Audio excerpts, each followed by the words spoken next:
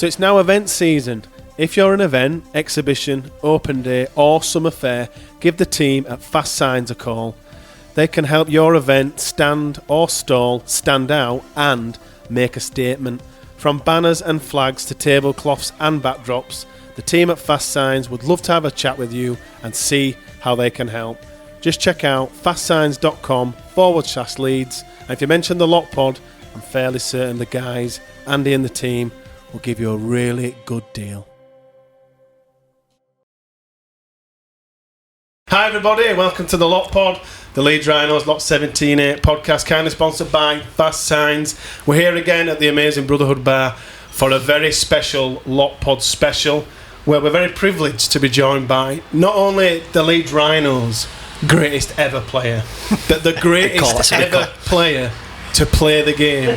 Danny McGuire, welcome back to the podcast. Cheers, mate. Looking forward to it. Thanks for having me on. Thanks for coming and returning. Well, I guess we'll start with Super League as it is at the moment. What have you made of the season so far? It's been interesting, hasn't it? I think obviously I was heavily involved in it until a couple of weeks ago. Yeah, which is a disgrace. Which we'll probably talk about at some point. But yeah, I mean, I think there's probably been two teams that, maybe two or three teams that are clear sort of favourites who you'd be expecting to be up there at the back end. I think Ulcar have been pretty brilliant. Yeah, I think they've been really strong all year and really consistent. And I think they've only lost 2 or 3 games that they've lost. Wigan have probably been a little bit less consistent than you would expect. Leeds are starting to climb up there now, and I think it's been an interesting year. There's obviously lots going on outside the game at the minute. That's probably more the talking points at the minute. But I prefer to talk about what's on the field and what's going on and the entertainment. And it's hard to say because obviously I don't want to come across as one of these old ex-players that talks about the good old days, but but it was better when Leeds were winning everything. It was. I just feel like at times some of the games haven't been great to watch, and I'm a big believer in some of the junior stuff that we've got going on at the minute is probably not good enough, and I don't think we're seeing the young players come through as rugby players. I don't see as many rugby players. I go watch Kippucks a lot, and my lad plays down there, and I see a lot of good athletes and a lot of good kids that can move well, but no smart rugby players anymore. We need to start starting from a young age, start scheming and starting to encouraging them. More individuality, encouraging them to play and play what they see. And I see. Do you think they're too structured in their coaching coming? Not saying coaching, but once they're in that environment, it's around them being in a structured environment from an early age, rather than, like I said, just nurturing natural talent. I watch some games and I see some coaches, and this is not all the coaches, by the way. And you've got to tip your hats to dads or coaches giving the time for junior clubs, but they're practicing set plays and stuff at like 11-year-old, and I just think just let them play, let them express. 11-year-old. Yeah, I've seen it. They're running like wedge plays, robots already, aren't and they? I'm like, come on, just let them play, let them express themselves, let them see space, let them enjoy themselves. Don't get to this point for this yet. You've got enough of that to come as you get a little bit older. I just want to see players play. The coaches at Kippucks love it when you stood watching. I'm literally about to say that. Those poor coaches, those dads. My lad's really lucky. He's coached by Paddy Esketh, who's an he played at Batley. Yeah, and he's great with the kids, and he's really, really good coach, and he does some really good things with the kids. But I think you just let them play at times and just let them enjoy it. Yeah, let them. Make those mistakes, make those, they want to do a chip play, let them do it. 100%. And that's what we were allowed to do. I don't think as many kids play on the street now, and back in East End Park where me and Phil are from, dragged up. That's what we did. We just played on the streets, and we were allowed to express yourselves a little bit. Do you think that goes into Super League though now as well? Do you think teams? I mean, obviously coming from your background and head coach Cass recently and that and stuff. Do you think we aim to have more structured plays even in that professional game, and that's why I think it goes right to the top. That's why it goes all the way back down to roots. I think so. Yeah, I do. I believe. I'm a coach that likes to encourage my players to play, but I feel like you're probably pushed into a way of playing. You've got to complete your sets, you've got to kick well, you've got to defend well. I'd love to be able to coach attack and really let the players do what they want, but it is kind of overshadowed a little bit by some of the specifics of the game, which is where the game's at the minute, and you've got to get some of them areas right to earn the right to play with the ball a little bit. So I feel like it's obviously heavy, you know, with the NRL, the way that they play, and you know, territory and stats possession. and data play a lot of information in that. Yeah, they do. Yeah, you know, if you don't use stats and you don't use data, you get left behind. Yeah. So every club and every team is using GPS. They've got analysis guys who are bringing numbers to you all the time, and you know, it is what it is, and you have to use it. And some of them are good, and some of them I enjoyed feeding back to the players, but some of them not so much. Really, yeah, not so much. I just wanted them to go and enjoy themselves and not think too deep about, you know, am I going to get some points for this, and you know, do I look good by just doing this rather than doing it because they want to do it, you know, not for... Did you ever use that data analysis to perhaps drop a player, or were you more like the data's saying one thing, but what I'm seeing or what we're trying to do is it more like a dynamic? Yeah, I think you probably use a combination. Yeah. I think the best coaches and what I've seen probably use a combination of both. You know, where you've got your data there to say, look, some of the stuff you're doing is not good enough. I've got the numbers here. Yeah, the numbers aren't lighting. This is broken. It's on zero. Yeah, and then you probably use, you know, some of the other bits to try and help them, you know, get to, you know, where they want to get to, and you know, I can help you fix this. Let's do this, and you can work on some of the things on the training field with them. So it's probably a combination of both. Yeah. Get into that decision. I've gone way off topic after the first question, haven't I? No, it's fine. I love it. Phil's been brilliant, by the way. You were a Hull KR coach. Were you happy when they finally got the cup win there?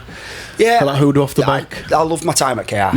You know, I think I spoke about it last time I was on, and I really enjoyed it. Really enjoyed my time there, and I've said a few times I just thought I'd be at Leeds for the rest of my life. Never. So did I. Never envisaged going anywhere else. And he's never forgiven you, you know. No, Gary Headington. But I did. I just, you know, in my weird head, I'm going to play for Leeds. I'm going to retire at Leeds. I'm going to work there, and it don't always play out like that, doesn't it? I think the sport, and you know, probably a little bit naive there as well, a little bit, but my time at KR, I loved it. The playing was a challenge. The first couple of years we're playing, obviously I was at the back end and the legs were going a bit, and I was trying to help influence the environment. And still came back to Headingley and beat us twice. Man at match twice. Then we all just clapped him off. Thanks, Danny. In his first game back, I played in a curtain raiser for fire service against police before that, and then got into stands and you scored. Weirdest thing it was typical, innit? The weirdest thing I've ever seen you in that shirt. Yeah. Just the strangest. It did take a bit of time, but the playing side was tough, but I really enjoyed my time after, because the club had ambitions and wanted to move forward, and you know, probably just didn't really know how to do it, and you know, we helped, you know, create a good environment, got some better players in there that cared, and all of a sudden you've seen the journey that they've been on, and that's obviously culminated in a final. It's sort of, I don't know, because a lot of people have always said about KR that once they're going to win something, they're going to, no, because they're too good. And now that they've won something, I feel like it's kind of similar to us. You get one and you kind of press on from there. It's interesting to see. How did you find that? You know, just on that, like being at Leeds all that time and then going to OKR, and like you just touched on there, OKR have now gone on to miles bigger and better things. Yeah. What are the main differences at landing at OKR from your time at Leeds? Did you walk in and like shot thinking, how's this operating, or what do you need to do, and how did they call on your influence for that, Danny? Do you know what? It was a challenge. Jamie Peacock had gone as director of Rugby. Oh yeah, he was there. He was there at the time. On at some point, didn't he? He was trying his best to change the fortunes of the club, and they had a really good, you know, Mike Smith and Neil Hudgell cared and wanted the club to grow, but didn't really know how to do it. And obviously we'd been in good environments, and no disrespect to some of the players that were there at the time, but they weren't there for the right reasons. You know, they were there because they didn't have anywhere else to go, or they were there for the money. I'm not saying that they didn't care, but didn't care enough. So we just, you know, my first job was to try and get some better players in and get better as a player. So when I finished playing, I did the recruitment. You was a draw. Oh, when you finished. Yeah, when I finished. So I got through the playing for 2 years, and my first two signings were Dean Hadley and Jez Litton, who were still playing and still Dean really both quality people. Probably both driving that new culture you mentioned as well. And that's what, you know, that's what the club was after, and that's what you know. Then about a month later, Mikey Lewis signed, and I went, and me and my manager Craig Allison went and persuaded Mikey to sign. Hull FC wanted him, and not a bad signing. So it was like all that happened. This all happened in the space of like. You could have said Mikey Leeds is that way. 6 months. So. Not a bad leg of City League, is it? 62 West, Danny. But I loved it, and I feel like I had a decent influence on helping them grow. Well, I think sorry, I've interrupted. You mentioned there those 3 players that you just mentioned are key to Hull KR now, and that we're talking years later. So your influence is still really heavy over there. Yeah, and that's good, and that's why when they won the cup, I was, I was really pleased actually. When I left out, I was a bit disappointed. If I'm being honest, I felt like I wanted to see the journey through, but. Like I've obviously still got a lot of good friends there, a lot of people there that I care about, and when they won the cup, it were nice to see. Yeah, we're good. No, I agree. And just on Leeds Rhinos, because it turned into a bit of a Hull KR podcast there. Sorry. You've just tuned in, and that's absolutely fine. How do you feel about the Rhinos this year? What have you made of Leeds' campaign? I think they've been good. Yeah, I think the previous few years have probably been. How do I put this without sounding derogatory? You can swear if you want. No, I think they've been disappointing. I think. Oh, massively. I agree. The expectations of the club are high. The expectations of everyone involved in the Rhinos is that we're competing, that we're challenging, that that you're in the big games at the end of the season, and obviously that wasn't the case for the last few years, and some of it wasn't pretty to watch, if I'm being honest, as well. With obviously my passion and how much I care about the club, and. But yeah, I think he's done amazing, Brad, hasn't he? He's done amazing. Absolutely outstanding. I've had a few interactions with him, and he's straight, he's honest. I think he tells it as he sees it. He keeps it really simple for his players, which I like. And I think they can challenge this year. I'm taking that as a grand final win. I never said that, but I'm running away with that. I love how he interprets that front to that. It's just the way I am. Yeah, I don't see any reason why they can't compete. I think in the backs, if you look at the backs, they're probably as strong as anybody in the outside backs. I'm missing Sevo, which is often they can get Croft and Connor playing, and they've got some creativity there. And what about one of your own muckers, Callum Watkins? How do you rate his mid-season signing? Good. Yeah, really good. I think he's ageless. Is he 34, 35? 34, 35, yeah. He's playing better than ever. Yeah. And I think he's just coming on in the middle now, and he's just smart, and he's just a good rugby really player, intelligent, and just using that experience and that know-how to develop the team and help the team grow. And Cal is quiet, just goes about his business quietly like he did when we played together as well, and I think he's been a really good addition for them. Do you ever expect him to be playing in forward pack and loose forward? I always probably thought he'd play back row. I think that transition from centre to back row, when you slow down a little bit, you probably go inside one, so that will probably always. How many appearances did you have at back row? Never. More on wing, trying to get out of the way on the wing. Defending on the wing, yeah. Talking of the wing, another ex-teammate of yours, Ryan Hall, still playing, still scoring, still looking really good. He's a machine. He's a machine, and he's. I was still gutted when he went past me all them games ago. Yeah, still gutted, still holding it against him. But I think I always say to him as well, I think if we have assists, I've definitely assisted you for more tries. I've got more try assists, so I'm kind of claiming that a little bit. I'm clinging on to that a little bit, but no, he's good, and he just keeps playing well. He's looks after himself off the field, does all the right things, and I imagine he's a really big influence on the environment. He doesn't speak unless he feels like it's necessary. He doesn't talk for talking's sake, and I always like that about all. He's different. He's a different individual. He's got his own way of doing things, but he's clever, understands the game, and I think a lot of the young players and a lot of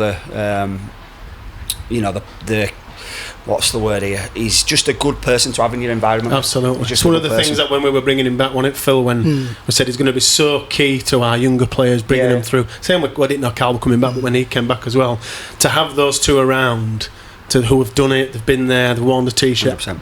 but they've done it, but they're still playing to such a high level. It's setting that platform as well, and it, like you said, holding younger ones to account and looking at the longevity they could have in a career if they apply themselves. Right, I mean, I bet Jared won't say that when he laid into him. Literally, just going to say that, and that's something that probably all he's learnt off me, because I used to shout at all when he made a mistake. So, but that, you can't do something like that and not, and then you shake hands after the game and go, of course you do, and it's nothing. It's just because they care and you want to win.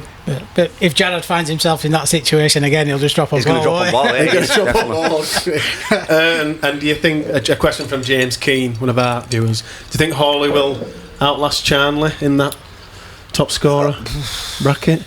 I think is Charlie a few years younger, isn't He it? is, Charlie's a couple of years younger. He might play a little You know, longer. He's falling out of favour though, isn't he? He's not playing as regular as what he should do, should he? Did have an injury this year and he's missed a few games, but he scores. Neck and neck, innit? Yeah, It's- you know, I wouldn't be surprised if Josh ends up overtaking Ryan, to be fair. That's probably why Ryan's playing another year, innit? He wants to. He's going to cling on for as long as he can. He says it so he gets to 20 years, but I think it's just that he... 20 years? Yeah, 20 Wow. years. I can remember his debut. Remember yours? It just just goes so too quick. so quickly. We've had tons of questions submitted by our viewers and our listeners. We'll go ahead and ask them now, but they may follow a theme. Okay. We may ask you something about what you're eating and then ask something about Leeds United. Right. It's just the way it's going to be. So we'll make a start. Yeah, so like I said, we've had loads of questions and various topics, so just bear with us. But first one's come in. After the game, did you have a go-to meal? Cheat meal. Cheat meal. Yeah, we were talking about this with somebody yesterday about like having a beer after a game, and I had adrenaline, and I was always pumped after a game, and I couldn't really eat anything or drink anything for like a couple of hours after, and then it were the Golden Arches that got me on the way home. Alright, The Golden Arches, I'd just like be on my way, and I'd be thinking, do I need to go? And then I'd be bumping straight through the drive-through. Yeah, so that was my little sort of treat after. What were your chosen What's meal? your order? What is it? Do you know what? I don't think I ever had a specific. Just I'd probably go a Big Mac and nuggets, maybe. Just nice and simple, nothing too crazy. Your prep leading up into that game week, what were you like with your prep then? Did you always look forward to that little cheat meal after the game, or? Do you know what? I feel like when I look back on my career, I probably could have been better with my nutrition, and it won't pushed as much as it is now. And I used to eat I used to eat a lot of pasta and stuff, and then that's because you tell pasta was good. I'd eat a lot of pasta and rice, and then probably didn't need to eat as much carbs as I did, and I probably could have been stricter with my diet if I'd been honest, but I kind of were alright because I just good old McDonald's. Yeah, but I did like a McDonald's on the way home after a game. I still like a McDonald's now. Can you recall a moment when the crowd, the old Headingley South stand, changed the game? Could you remember a whole game or a point where you were like, wow, they're really backing us and pulling us? I miss that. I miss the old South stand. Oh, we all do. I just don't think like the Headingley now is amazing, isn't it? I think as a stadium, you walk around it and you're in, some of the overseas players and some of the lads that opposition that go play there are like, wow, this is class. But then I'm like, it's not as good as the old atmosphere. Yeah. I just don't think you can ever beat that. When you came out of the tunnel and the South stand was there and it was packed and the low roof. The low roof and every, I just. You're never going to get them days back, but you've got to move with the times, haven't you? You've got to, as a stadium and as a venue now for fans, it's amazing. But I think it has lost a bit of that love and that bit of atmosphere that it used to have. And there's been loads of moments where the game's been in the balance, and you're tired, and you're looking around at your teammates, they're tired too, and it might have been just a roar or a scream or whatever, and chant something, a chant or a chant to somebody's opposition knock on or something, just like that. And it always lifted you, and I think it's lost some of that real like old school feeling. But one of the bigger moments for me was Saints at home playoff semi, as Kev kicked the 40-20 into the South stand, then it's almost as if we knew from that moment that actually we are going to beat these, we are going to get to the, and obviously we went on to win. Those moments were, there seem to be so many. Could you choose? It's impossible for you to choose. I just feel like because we've been asked that about. It's hard. I don't think I could have. Particularly you, because you alone yourself have so created many. Do you know what I did enjoy? And it was as the ground was transitioning a little bit, and it was my last game. My last game at Headingley when we beat Hull FC before. Hull, Sutty scored. And the stadium, the North Stand were kind of new, and it were a bit. All patched up and stuff. South stand and stuff. So it won't like it used to be, but I think we won, and it was my last game, and I think that were a bit emotional. Really meaningful. So I think that was, if I had to pick one, I'd probably, even though it were a bit higgledy-piggledy with the stadium, I think that were special. And obviously there's two good pictures actually from that game. There's me and Rob after the game, both our last games at Headingley, and then there's me and Gaz Ellis. He was supposed to retire, Gaz, at that point. Oh yeah, and he he came back out of retirement, but there's a really good picture of me and Gaz after the game as well. So good I player. think that's got really good memories, that game. Absolutely awesome player. Now, throughout your career, you played in many kits, many sponsors, etc., and you'll have had hundreds of people asking you for training gear over the years. Everybody from each Leeds. Yeah.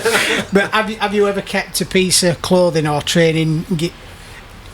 item of clothing for yourself for personal reasons, which I think sentimental matter. Like I'm not massively sentimental. I have kept most of my shirts from each year. I always like to keep one shirt from each year as a bit of a like memory or memento or whatever. It's like a timeline, isn't it? So when you so are to grandkids or your kids, you're like, oh, that's my debut, and each one will come with a story as well, as if to say. I think my favourite shirt is in a frame, and it's my first Great Britain shirt. I put that one in a frame, and it's got the plaque with the game and the date and everything on it, and I think I'd be devastated if what happened to that. That's probably the one, alongside my rings, probably the things that I'll take, that if anything happened to them, I'd be devastated. Real pride and joy. And if you had to pick your favourite Leeds shirt over the years, which what would that be? Wow, that's a really good question. I used to like the white kits. I used to like the white kits. Like I had a testimonial, obviously, with the Leeds United sort of theme as well, like the white with the blue and amber. But I don't know if you remember the silver one in 2007. 6 or 7. The 6. I like the 6 one. I really like that kit. I didn't like the home Chris, shirt. by the way, is behind the camera. The home shirt wasn't good, but the away shirt, and we were awesome that year for 3/4 of it, and then we fell off a cliff at the back end of the year. So that, which was unusual. Did you ever think with some kits where we didn't perform well as a team, or did you ever think, God, we're not playing in this one again, are we, or whatever? Not really. No, we're never ready. Just get in, put it on, and go out and do the biz. I never bothered. Like, they used to come and show us the kits for next year. Rob Oates, the commercial director, had come to some of the senior boys and go, "What do you think?" And I'd go, "Yeah, it's nice. They're all right." I want to be honest. Did you have any say or anything? Here's what you're wearing. They were kind of good. They were always like different options of training wear and kits, and I don't think the players, would have had the last say, but they always, asked for our opinions and stuff, which was always good, but ultimately we didn't care. You could have put a bin bag on us and we'd have been alright. We'd have just gone out and played. You still won everything as well. On the pitch, how much of a wind-up were you to the opposition players? Did you lie? Did you kind of say, or did someone say, he'll bite, or you can get into him? I probably, when I look back, I don't have any regrets on it, but I feel like I were a bit, when I was trying to coach my players now and coaching the players now and telling them to keep calm, keep the cool, and don't yell at the referees, and don't get into an argument with the opposition players. And I'm thinking that they know exactly what I was like. So, I had a few instances with players this year with back chatting the ref, and I'm thinking I'm not one to give advice on this because I was always into the refs, but I was competitive. I wanted to win, I'd do anything to win. So it'd be, if it meant that I were having a verbal with the opposition, or I'd say something to the ref. I just wanted to win, and if I didn't feel like we were getting what we deserved, I'd say what I felt. So part of me at times felt I should have probably been a little bit more, bite my tongue a little bit more professional. But I am who I am, and I'll always say what I feel, and I just played with my heart on my sleeve. Was there ever a player that really got under your skin and got on your nerves in a game? You were like, God, he's been relentless. Do you know the biggest one was Jason Hooper? Do you remember he played for Saints? For Saints. Really? Because obviously I think his task at the time was to just go after me. So just literally go after Danny McGuire. Every time I got the ball, he went into me, and he were on the floor and he had his elbow in my face. And if I'm being honest, at times it probably did put me off my game. And then I thought, so it did work, but you thought, right, I'm going to turn it on. I have to turn this round here, and then we'd have a little bit of a set to, and then I'd think, right, try and come through the other side. But I'm trying to think. Joel Tompkins. Really? We're at each other constantly, because we played, obviously he was the back row running at me. Running at you. So I had to put myself into him a few times, and then we got together at KR, we played together. That's right, we got on really well at KR. We hated each other, playing against each other, and then became teammates. It's usually the case, isn't it? Most, you understand each other, don't you? 99.9% of the rugby lads are absolutely good lads doing, in the same position as you, want to win. Absolutely, and, yeah. You kind of do anything to win, and then you play together. And I love playing with him. I thought, really good understanding and partnership, and he was a great player. But when we were against each other, it was on. But you just leave it on the pitch, don't you? Of course, Don't have to go any further than that, really. And on that, like, being from Leeds and that stuff, how did it feel being a Leeds lad, playing for Leeds, winning titles for Leeds, and literally living? So, like every junior rugby player in Leeds who wants living your dream, turn pro, play for Leeds, win titles, you've done that. How does that feel? I think it's probably more something that you reflect on after. I think while you're living it, it's just your life. It's just your life, and like. I can't remember, someone were talking about pressure the other week and with somebody, and I was like, well, I feel like I was actually under pressure from being a young kid. I signed for Leeds really young, and I remember it vividly. My mum and dad would go to a game and could hear the parents talking about, there's this lad here, signed for Leeds, and they'd have to take his head off. So I felt like I was constantly trying to prove a point, even from like a young age, that I was good enough to sign for Leeds. So and then when it came to like academy, I'd already been doing it for a fair bit, and the academy were almost like, Dean Bell was such a good coach at the time. We were just like, right, it were almost like a professional environment at 16-year-old straight away, so we didn't know any different. So how does it feel now then? I mean, obviously you went to OKR, you went into coaching arena as well. Have you ever sort of like sat down and just reflected and looked back on your time at Leeds and all that magnificent stuff you achieved? A little bit. When I finished playing, and I went to Australia for a bit and had a bit of time out, and I think that's probably when you're able to sort of sit back and reflect. And I was lucky. I played in a great team, a great team with like good players, and part of me thinks we should have won more.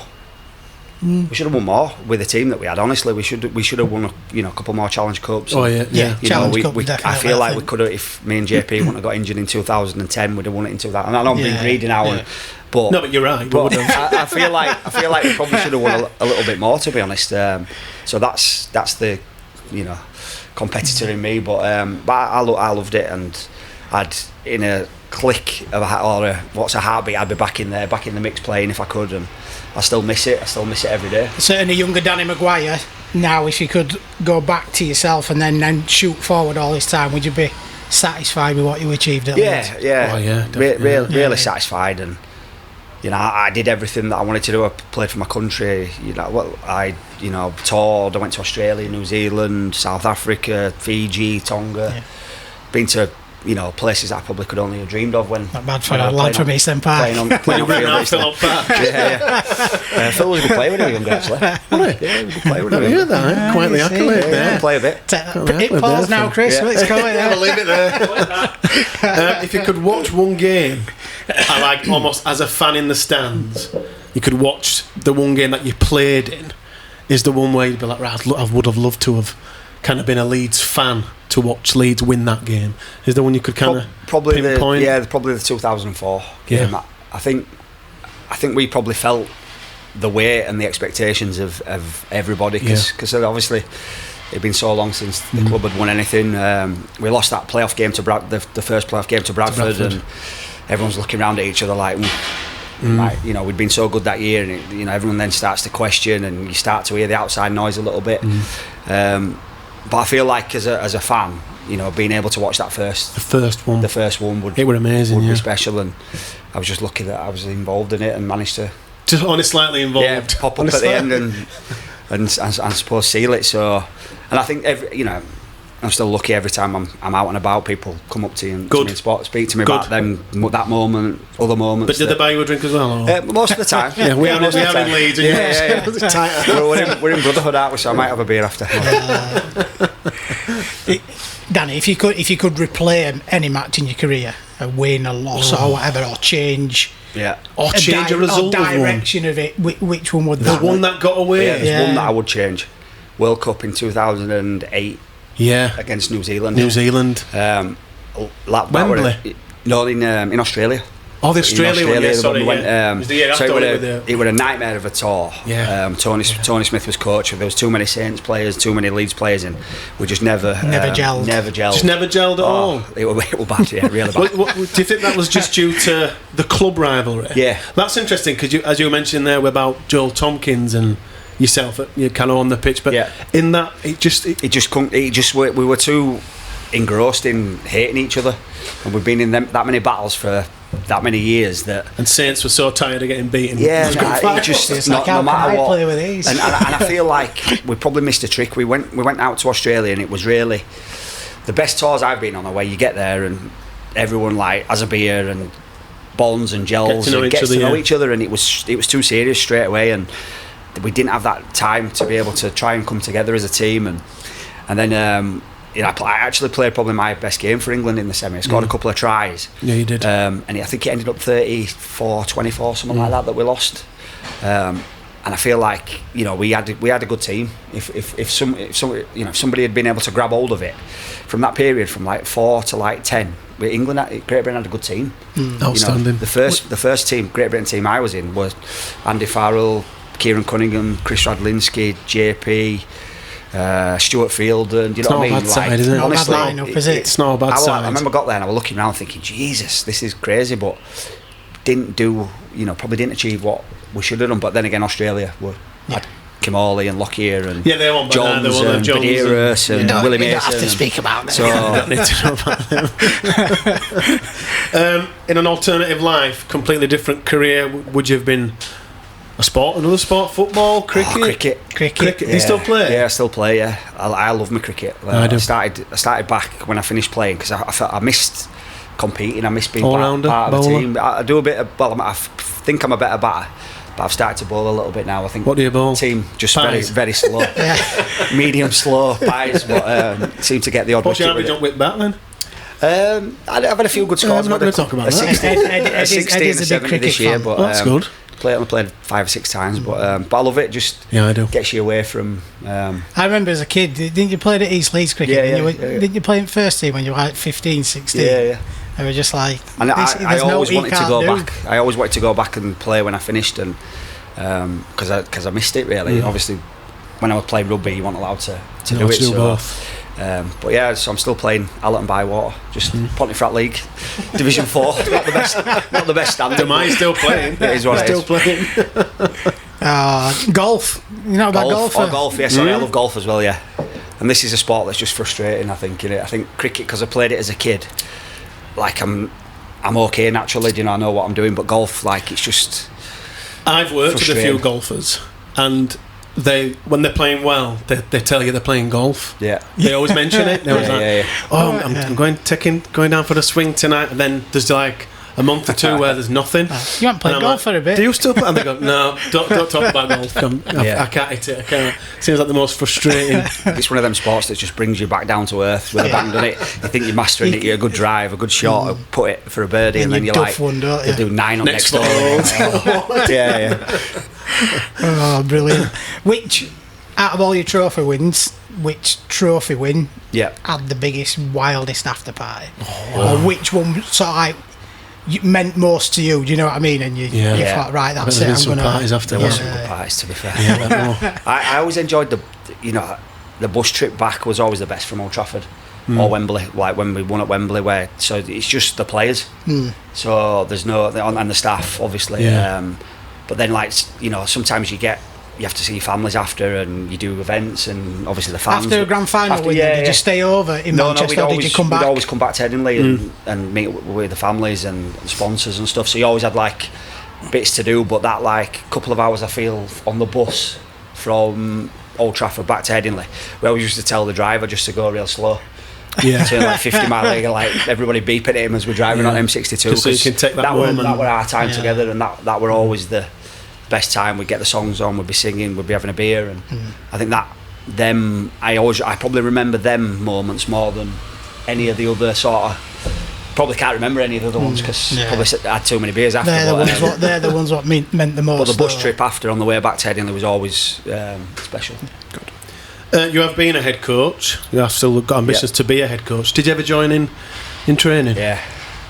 Did they tell you to stop? Yeah.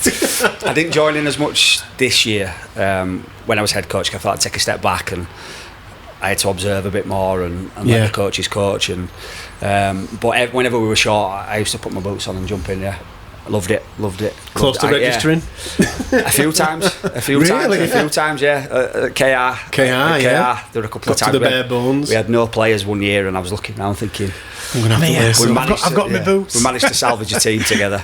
And even last year at Cass, we had a few injuries, and I was thinking, I was running about with the players. And Didn't Scott Morrell play? Scott Morrell was. He was running close, about, he was close to playing, and Craig Linners were like, come on, have a go, and I was like, nah, I'm not. I could do it for 1 week, and then I wouldn't be able to walk for a month after. So, that'd have been fascinating, that wouldn't it? See you come back. Wrong kit though. Yeah, I'm content with what I did now, so I'm putting the boots, the playing boots to apart from Rob's game in November. The 7-4-5 game. I'll get them. Keep lacing up for that. I'll dust them off for that one.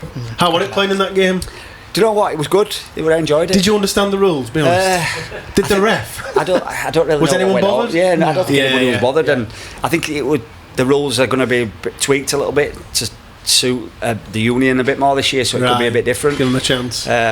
But yeah, it was more physical than I thought it was going to be. Really? You know, the first tackle, somebody went in at my knees, and I'm like, well, hang on a minute, that's not meant to happen. It's a fun game, this. But then obviously that competitive edge and that competitive streak comes out, and we didn't want to lose, we wanted to win. So always reminds me of Kylie in the 2019 Bradford when he wiped.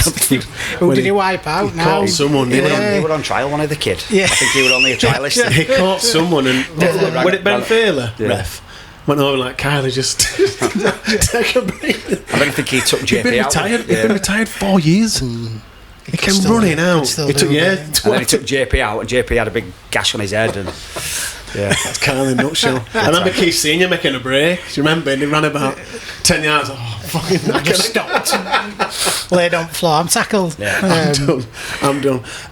If you've got any, would you got any advice for any young rugby league players now? You kind of touched on it earlier. Would it just be like stick to your own game? Or? Yeah, I just think enjoy it. I can remember playing as a kid and not really thinking too much about anything technical or tactical. It were like, look for space. If you've got a pass to your teammate who's in more space, find him.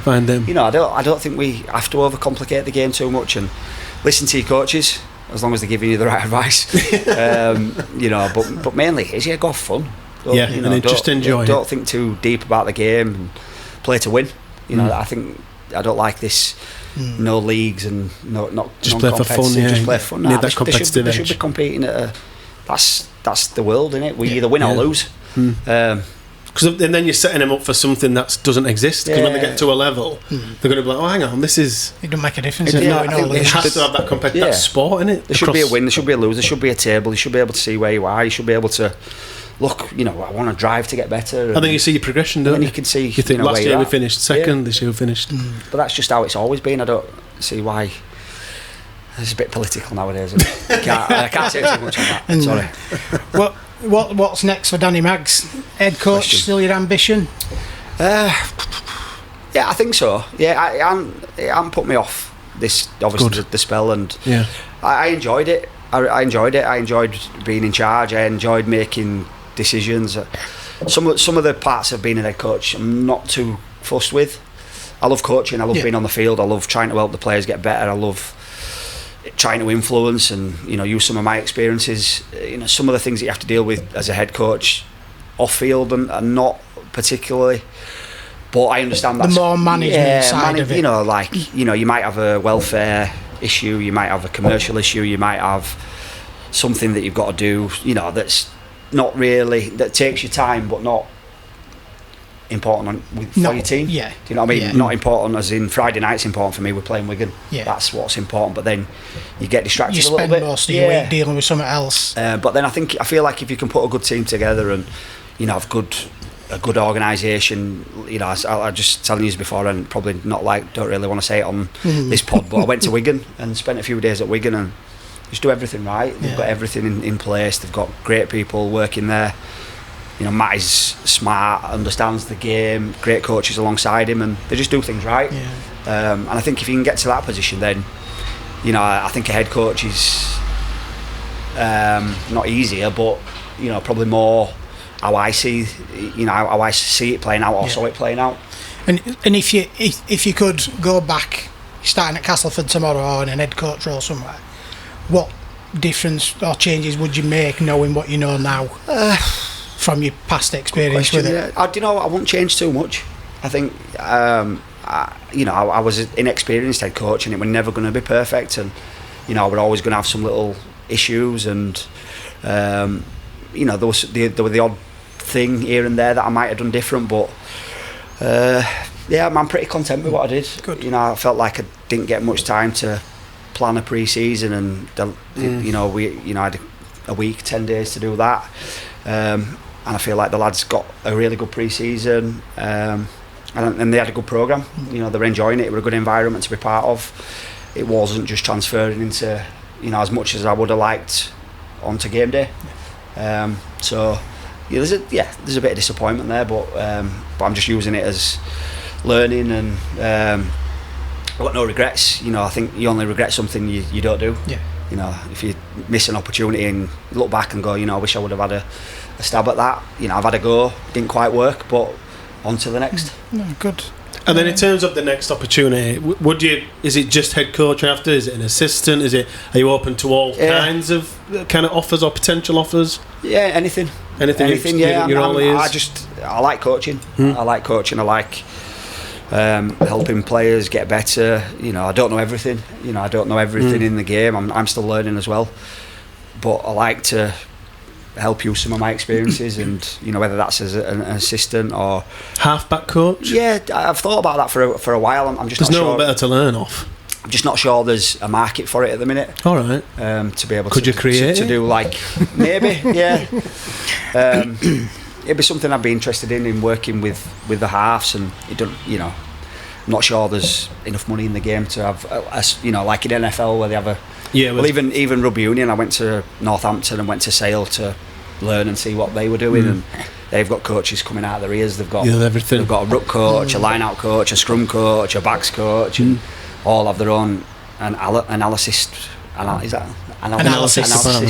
with them. Yeah. So they've just got, you know, they do it well. But in rugby league, we tend to just have head coach, assistant, who looks after attack or defence. Who does both? Yeah. How across codes then? What coaching methods like? Were they majorly different, or similar? Just like you said, more of them, but more tailored positional, specific. I suppose. Yeah, do you know what? It was good. I enjoyed, you know, going down there and seeing it, and they do very similar things. Just technically, it's different. With obviously they have got line outs and rucks and loads of other things. Scrummaging, they spend a lot of time on the specifics of that. So in theory, it's a very different game, because you know, there's them elements that are very different, but then, you know, they spent a bit of time with the backs at Northampton, and they were just doing very similar things to what rugby league backs would do. Kick, catch, you know, moving the ball to space, you know, catch and pass and stuff. All of the fundamentals that we work on in rugby league. So in that respect, it was very similar, but then on the other side of it, it's very different as well. But no, it was good to see, and I enjoyed my time. Did you ever feel like giving it a go? Did you ever get any offers from Union or anything over your career? Yeah, I could have gone to Saracens in about 2006. Thank God you didn't. 2006. Yeah, I remember Craig, my manager, rang me up and he's like, Eddie Jones. So every time Eddie Jones was on at Saracens, so it was either 05 or 06, they're keen for you to go down, and I was like, don't fancy it. No. Yeah, I just didn't. I'd never played it as a kid.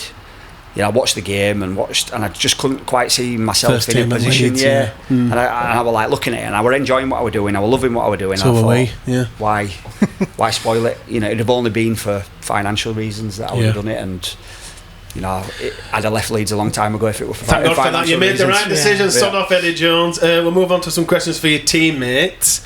Who was most likely to throw a tantrum in game or at training or after a game? Probably me. Yeah, I'm gonna have to own that one. I probably like. I'm trying to think who else. Anyone else? Yeah, Jamie Jones didn't mind you like a tantrum? A tantrum. We'd probably be arguing with each other. But everyone else, no, not really too many. Who was the chillest? Who was the coolest? Who could you never quite wind up or played it cool? I would have probably said Kev, but then he stuck the nut on Luke Dawn, didn't he? So he lost. That would have amazing. He lost that tag after doing that. My jaw hit the floor. It must have annoyed him because it must have really took said something awful for him to got a red card, and everyone were like, actually, you know what? We saw the real Kev then. To see what he said, to see what he said. Gaz Ellis, I think he was like a machine and like loved to like inflict pain on people, but then you couldn't wind him up. You can't hurt him. You couldn't hurt him, so it was pointless trying to wind him up, and he'd hit you back harder than you'd hit him. 10 times harder than. He always kept pretty level-headed, even though he played like an animal. But Ali Lawatiti never had a smile off his face. Yeah. Just so chilled. Just chilled out. Always smiling, always happy. So I'd probably say, I'll tell you who did like a tantrum, Brent Webb. Really? Brent Webb? Yeah, Webby? Yeah, Webby loved a tantrum. If he didn't get the ball, if I didn't pass it to him, so we'd have a bit of an argument. But yeah, some really good teammates, all different as well, I think, which makes it interesting, doesn't it? The dynamic. The dynamics. Everybody had their own little niche and their own way of doing things, so that made us the team that we were. Oh, not a bad side. Which teammate would be the strongest? I bet Gaz Ellis is up there. Gaz was strong. You just mentioned a couple. Kylie was ridiculous and didn't like the attention of it though. So we'd be in the gym doing our PBs and I was weak. Did it just come natural to him though? Yeah, he just didn't have to try. Yeah. I was weak. I was always at the bottom. And then Kylie would be doing like bench press, 180 kilos, and just. But it winds him up if you were saying to him, Kylie, you just lifted him. Like the attention. No, don't highlight it. Ryan Hall was very strong. Ryan's very strong. One of probably the strongest in all departments, whether that's legs, chest.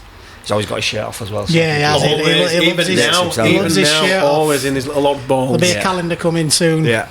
I'd do the same if I looked like him. Who was the first to start the celebrations after a big win? Obviously, we mentioned you kind of. Who was the first one to be like, right, get on the beers, it's time to have a bevy. We always had we always had a really good social, and I was always a big pusher on it because I think it's important. I agree. Yeah. I think the when you're working, it's work, and all of us tipped in and did everything possible to get the best outcome. But then we had to have some downtime. We had to have some time. And it wasn't always a beer. We'd go play golf, or we'd go, do something at Martin's bars and play pool at Trio or Box or whatever. And so I think we're always doing things together. We probably started with coffee clubs before anybody else were doing it. And I think the social part of it is not underused, but underappreciated. Yeah, I think it's really important in team dynamics, and I always like to organise a races. We'd go to races once a year, and I think they were always as important as training on a Monday. You bring you together. You always say things that tell everyone how much you love them when you've had a few beers as well. Is that something you push now as well? Being head coach, you still obviously get that in. Get the teams away from that work environment so they can get to understand and build relationships more. Yeah, I think massively important. I'd always speak to the leadership group and say you need to organise something, and if they didn't take care of it, we'd organise it for them. But I think it's just really, you've got to be really careful as a coach. You've got to keep that player-coach relationship. I always had a beer with the players, but then when it was there's a time and a place in there. Time to go. But I think it's important. It's stressful and there's pressure in all sports and life, isn't there? But I think it's just nice at times to be able to have a beer and relax and socialise together. So speaking about going out and looking good, who spent most time in front of the mirror? Who were the longest to get ready? Who were vain? I don't think we had many, to be fair. We had some terrible dresses. Oh, there you go, turn it into that then. We had Jamie Jones, Scott Donald, I remember seeing some photographs, some terrible stuff still. Scott Donald in his jeans and check shirts and stuff. Some of the Aussies stuff is very questionable, their fashion sense. I don't think we had many posers, to be honest. What about Mad Monday? Best Mad Monday costume? Jamie Peacock always had the best costumes. Did he? He'd always, like, if he organised a fancy dress, his would always outdo everyone else's. I'll give you some duff information. Yeah, so that he'd always really pay attention to it. And he never told you what he was. No, kept it secret. There were some interesting ones. I don't know if I can. Remember Eric Anselm, the French guy that came. So we had a fancy dress JP organised, and it was Headingley. and everyone were just in, I don't know, I don't think there was a theme. It would just come as what you want. What you want. I was Homer Simpson, and he came dressed in suspenders, high heels. I don't think he got the memo. Like he was going to some Lost in translation. like he was going to some burlesque sex club or something. Yeah, everyone just like, okay. So that was an interesting one. Walking around in high heels and a thong. Brilliant. Who used to always vanish? So you're out for a drink. Yeah. Who were the first one to pull the? Oh, they've gone. Rob. Really? Yeah, Rob straight gone. Rob. That was it. Yeah, Burrow's gone. He was a family man, Rob. He was. He went out of there. Yeah. So he'd have a beer. He'd look around. He'd give me a nudge, and he'd go, "I'm going." And I'm like, "Right, okay." And it just give Maggie the nod. I'm out. The odd time he'd stay out and have a few beers, but he were always the first one to go, which is fine. Like everyone has their own way of doing things, and I probably somewhere in the middle. I want the 4 o'clock in the morning. I was probably the midnighter, and Rob would be the 10 o'clock. The 7. But who were the 4 o'clock in the morning one? Who were the one that stayed out longest? Probably Lee Smith and my two good mates, Smithy and Mathers. Yeah. Couldn't ever get them to home. Those two. Dragging everyone out. Jordan Tansey liked to, Ryan Bailey. Ooh. Bailey, yeah. Bailey I bet he could put it away with that frame. Wow. Frog didn't mind a night out. We had a few. Those four. As long as you turned up for training, ready to go on Monday, everyone were alright with it. Yeah, didn't matter. Which teammate had the weirdest pre-game routine, meal, snack, or whatever, or just routine where you just look and think that's? Did someone have some superstitions? How does that work, or whatever? Do you know what? I don't really feel that there were many. There were the odd person that I always remember Willie Porchin being sick. Did he? Always really loud, and obviously that were the earliest stages of my time at Leeds. So I was still young and still probably a bit edgy, still a bit nervous, and you just hear Willie Porchin spewing. Watching the Samoan International puking up. I'm trying to what chance have I got? I'm trying to get what we're getting myself into here, but I don't. I think everyone had their own little way of doing things. I don't think there were anything. Rob would get there at 4 o'clock. He'd be there 4 hours before kick-off. Really? Wow. Like having 10 Red Bulls and bouncing around. It's key now, isn't it, as well? Going back onto preparation and stuff and things. The videos with Leeds behind the scenes and stuff are brilliant, aren't they? And you can see own each individual player doing their own game prep, can't you? And looking on their own stuff, what they're going to be focusing on games and stuff. Yeah. And is that something what's developed more and more as we're using more data? And like before, like I said, people just turn up at the same time, get ready, get the kit, go get warmed up and play. Whereas now, when does that pre-game for them individuals start? It always seems to start a hell of a long time before now, doesn't it? Yeah, I think it's just what suits you now individually. I don't think you'd have a cut-off time where everyone has to be there. It's like normally an hour and a half before the game, so everybody has to be at in the change rooms by then. But you can turn up long before if you need or whatever. But most players have got their own individual way of doing things. There'd be masseuses there, there'd be stretching, there'd be ice bath, showers, whatever you wanted to do to get you in the best possible place to play well. And as a coach, you can't really influence too much on game day. You've done all your work, so you're probably just having individual chats to players, and then probably have a 5-minute chat before warm up where you'll talk about some things and maybe try and get the a bit of motivational stuff. But yeah, it's game day is very individual. Everyone has their own music and stuff. And what did game day look like for you? I had to have beans and toast before I left. That was my little ritual. So I suppose I always had to have that. Was there ever a time when you couldn't have that? When we're in France. So I thought about taking my own Heinz beans. Having some horse meat or some. It were always ham and cheese baguettes, but then I thought to myself, you know what? I'll go Where's the beans on I'll go challenge myself. Go get some beans. And we did. Jason Davidson used to take some beans and stuff. Danny McGuire don't work without beans on toast. So we were always all right because Dave all looked after us. So is that something from your childhood then? What were that? I think I had it before I played. Yeah. We didn't have much food in East End Park growing up, so beans and toast. If you had some tin of beans and a loaf of bread, you always had a meal. So and I just got used to it, and I think because I was a bit nervous and stuff, so I managed to keep it down. I'd have a bit of pasta maybe the night before, and beans and toast before I set off to the game. That were it. Yeah. How long did you get there before? So I was probably second after Rob. Mitch Garbutt came in and tried to pinch that tag, so Rob would get there any time, 3 hours before the game, really early. and I'd be probably always there next until Mitch Garbutt came, and then he used to love getting there early as well. So we'd have a competition to see who could be. You could never beat Rob.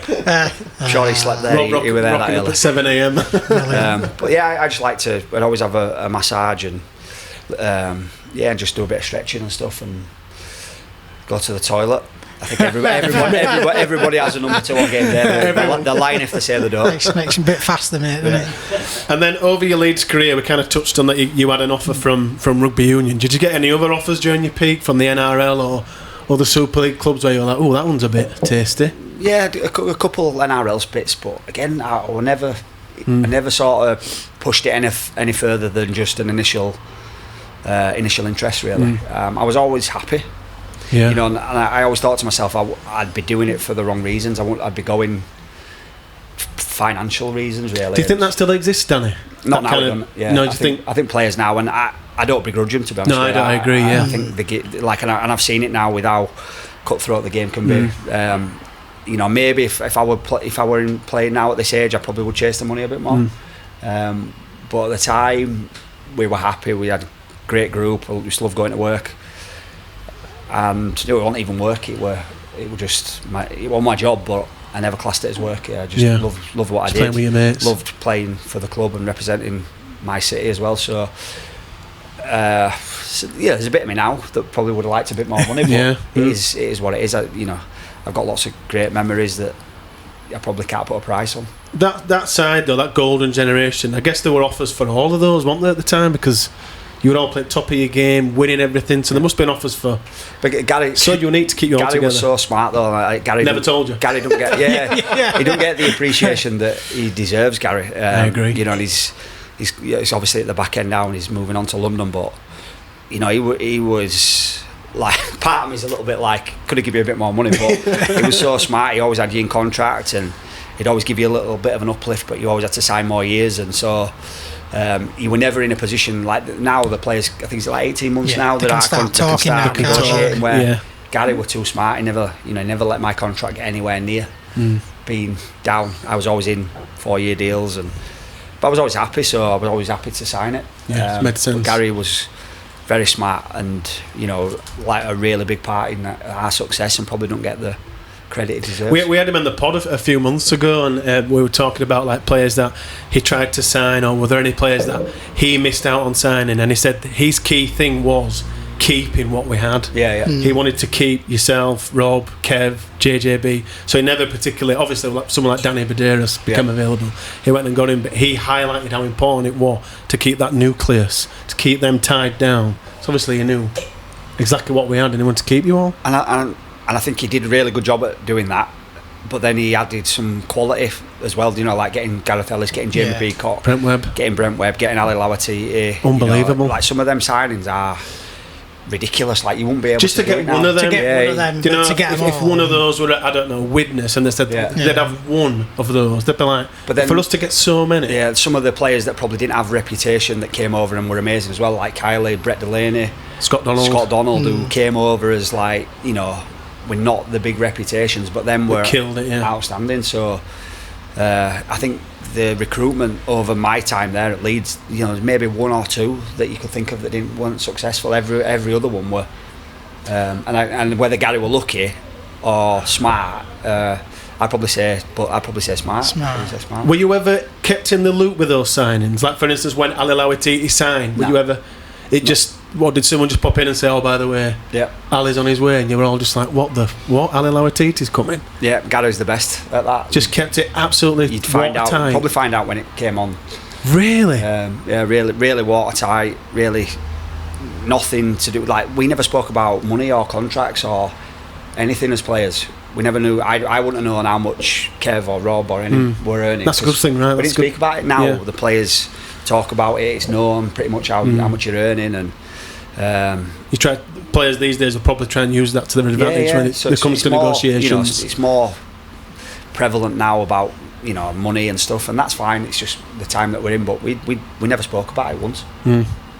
And you never knew who was signing. And we never knew who was signing. We just turned up. Just turned up with the new players there. Which, obviously, you know, Eddie's just been on about NRL offers there and that. But later on this year, Australians are coming back over. Yeah. Ashes, long overdue, do you think? I think so, yeah. When is the last time we played them? It's a long, Is it long time ago. 2017 final? I think last time is World Cup final. Yeah, and Callum got called by Josh Duggan. It's a long time, right? Last time an Ashes series, is it 2003? It's a long time. Yeah, it's longer for the Ashes, sorry. Yeah. 22 years. Yeah. But I'm looking forward to it, yeah. It'll be good. We need a little bit more marketing around it, don't we? And ramp that up a little bit. We're seeing little bits and bats now, but... I think Headingley sold out, is it? Headingley sold out, Everton, and it's just Wembley Wembley on 25th of October, didn't there? On England perspective, Danny, how do you think we'll fare? Deep breath. Do you know what? I'm not sure, if I'm being honest. I suppose it depends on selection, and I feel like Mikey Lewis has got to play. Whether he will or not, I don't know. Jake Connor? I think he's in the squad for me. I think he has to be in and around the squad. He's too good a player not to be. And I mean, Sean Wayne's a great coach and knows his stuff, and probably has his ideas and who he wants in the squad and stuff. I don't know. I mean, you watch some of them State of Origin games and you watch some of the NRL, and it's like the depth alone in each position. Some of the lower teams have outstanding players. Some of the teams that are struggling, and I'd like to think we can compete. Whether I think we'll win or not, I think we'll win a test. If I'm being honest, I think 2-1 would be a success. If you could make it 1-1 going into the last at Headingley, that'd be a success, wouldn't it? I agree. On squad selection, we've obviously got English contingent playing out in NRL, and obviously they've advanced their careers and coming back and playing for England. Do you think it's an avenue what more English players should look to explore to advance and better their careers, or do you think we've got the roots and the game's good enough in England to achieve the same levels? I'll give you the honest answer. I feel like the game is a lot better over there. I'm not saying anything that people don't know, and I feel like if you've got ambitions to be this player and be the world class player, then you probably need to go and challenge yourself out there now. In my opinion, I think the game is at a real crossroads here, isn't it, at the minute? I think there's some things happening that we're not quite sure where the game's going to go, and the teams and who's in charge and all this, and I don't really know where we're going. So if I'm a young player now at 24 in my prime, I'm looking to go there, if I'm being honest. I don't want to say that because I want our game to be strong. I want this competition to be as strong as possible. I want it to have its best players playing every week. But if I'm a young English player now, I'm looking to go. I don't blame them for looking. Gannon and who else is another player? George Williams is looking apparently to try and get back out there. I don't blame them. Financially, it makes sense, and if you really want to play against and you run that risk. You run that risk of it not working. But it'll always be a bit of come back to Super League, and like you said, he's been tested against being in a better environment or whatever. He should be able to come back, and like you said, he's gone give it a go. It hasn't worked out. You don't get you got to take risks sometimes, haven't you? You've got to take some of these risks and these opportunities, and sometimes it pays off. And you might have an Adrian Morley, a Gareth Ellis, Sam Burgess career, or you might have somebody that didn't didn't quite work out. But it's hard because obviously I talked to Craig Harrison, my manager, quite a bit about it, and he lost a couple of players that he didn't think were quite ready to go to the NRL.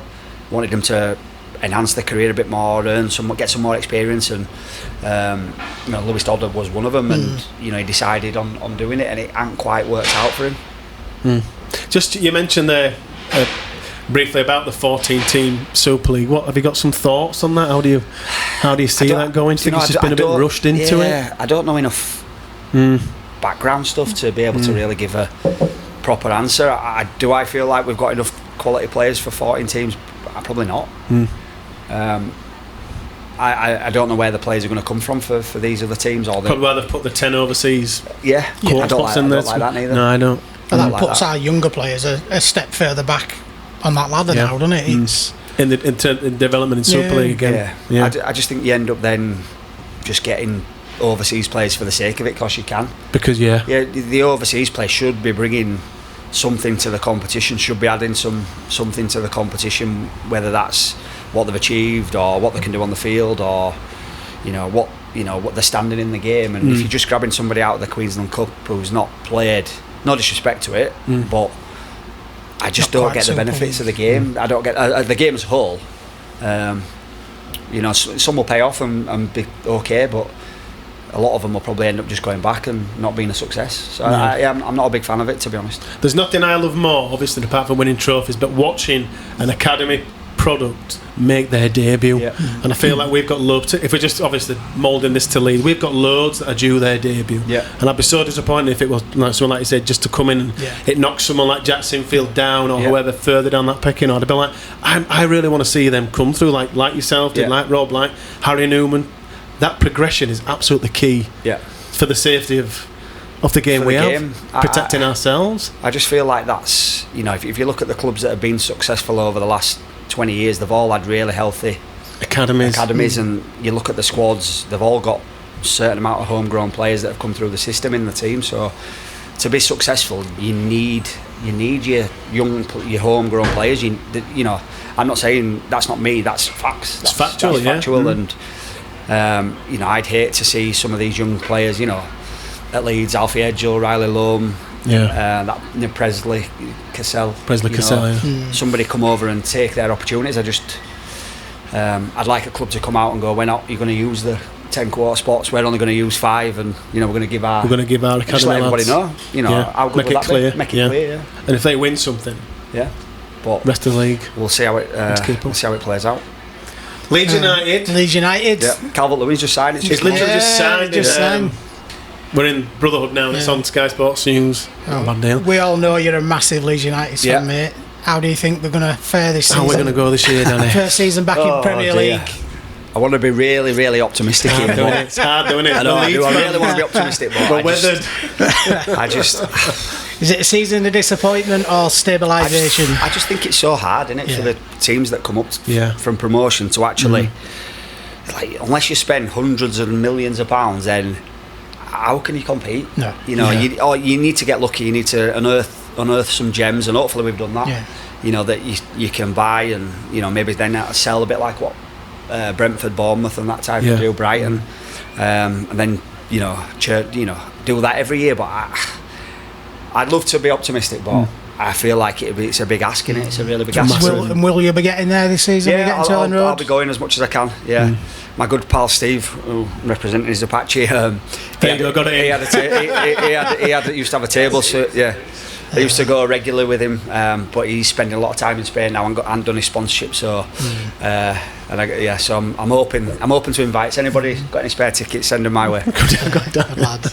I do feel for the owners, because like you say, you could spend 40-50 million quid on a player. If they don't get it right instantly, we're gonna be without a padlock. That first year's just got to be about maintaining Premier League status on it. It's got to be. I think the start's important, innit? If we can scrape some draws and a couple of wins early and take some pressure off, and then but if it doesn't start great, I think it could be a long season.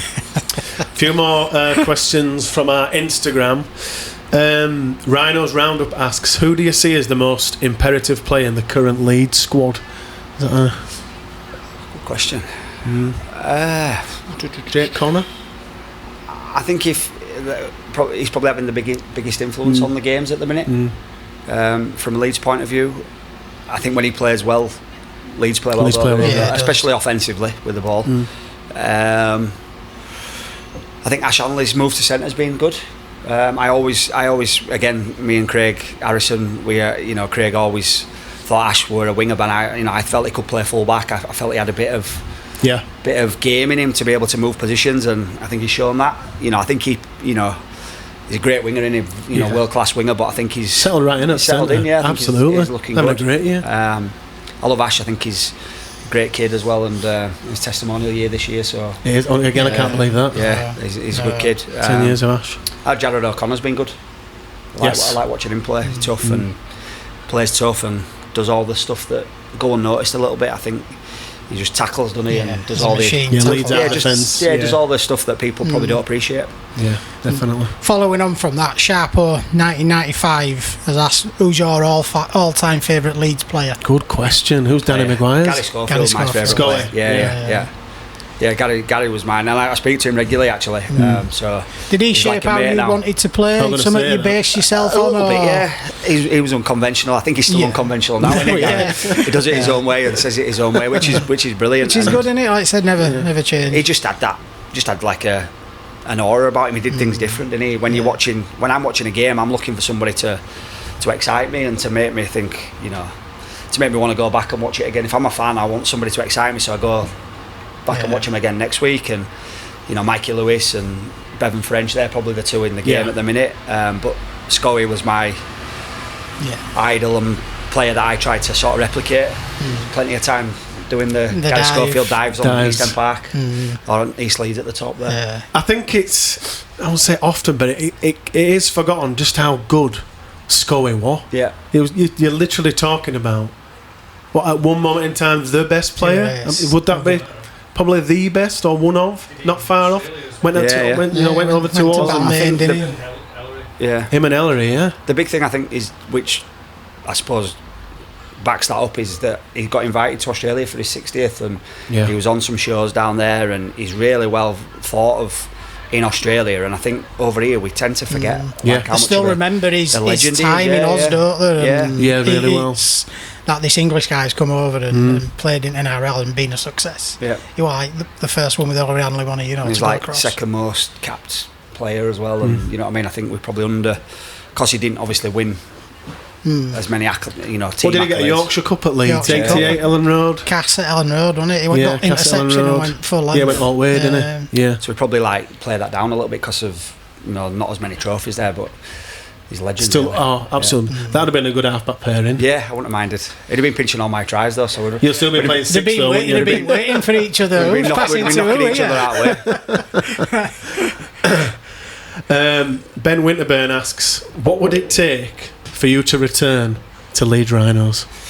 By the way, we got asked this thousands of times.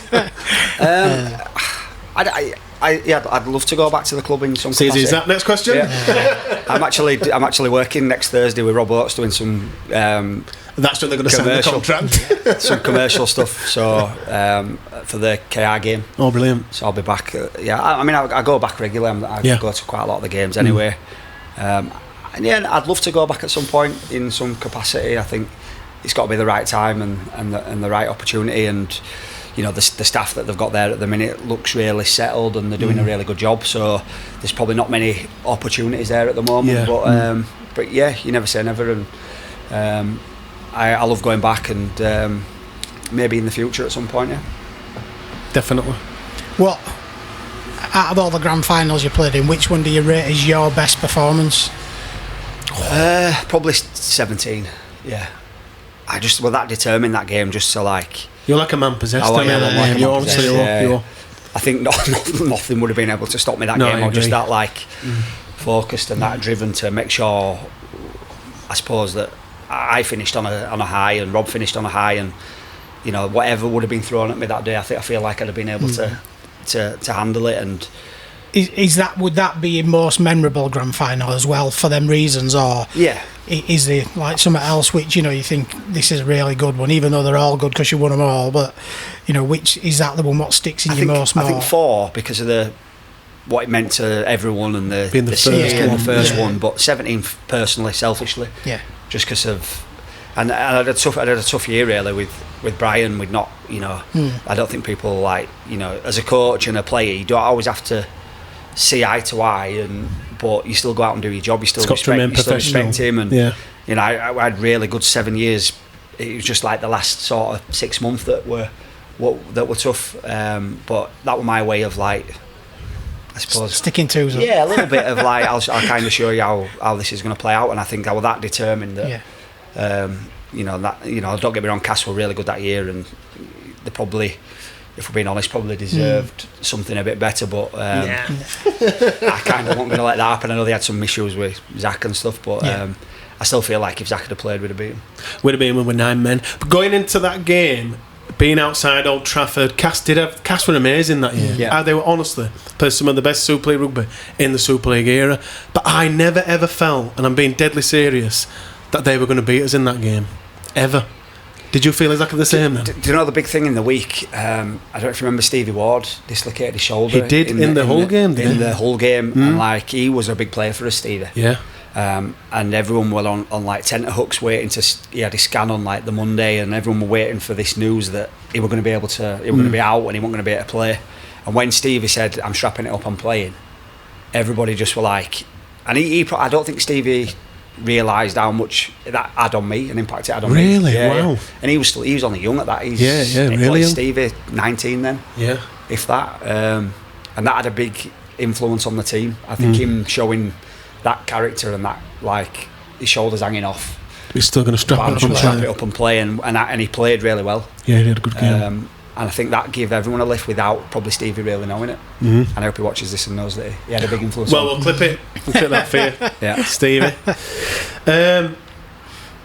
If it's a really good question, if you could pick 3 current Rhinos players in the current side to play with you, wow, in one of your former sides, who would you pick and why? Is 3 wow. Are 3 good enough to squeeze in?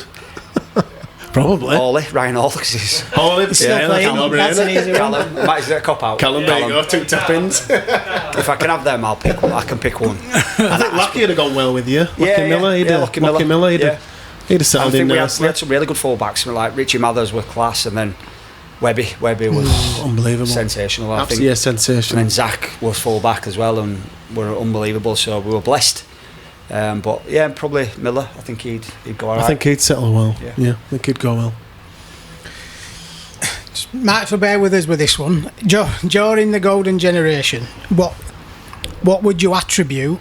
This is from Eddie Howgate. What would you attribute the lack of acknowledgement around like Man of Steel for players within that group? Yeah. Is it always the best player for the season what gets it, or how's it worked out, or what were the feeling amongst the players that I do find it staggering more of you didn't get that individual recognition when we dominated the game for so long in that definitely period. Deserved some. I just feel like it's weird because we were selfless, to be honest. We had like, I remember some like plans, some game plans, and I'd be thinking that's not really suiting me. We're moving ball other way to other edge to target an opposition weak defender, but we did it because it was the right thing for the team. And like, sometimes Rob would get man at match, sometimes Kev would get man at match, sometimes I get man at match, and then JP would get it. And I think we were always, our performances were team based. We're very team based. It were never about one person. Our team were never about one person. Do you see Man of Steel be, I know it's an individual accolade, but we'll look at that, so like the most outstanding player across that season or consistent player. Yeah. So do you think they pick it on that more of an individual basis? Because if you're a stronger player playing in a weaker team, and you're outstanding week in, week out, amazing, but you're going to be noticed rather than someone who's playing for benefit of the team, aren't you? Yeah, there's some of them moments, and I just think we had that many good players that were shared. Our performances, our very good performances were shared around. Somebody would get the accolades one week and then somebody else would get it, so I don't think it would ever one individual really.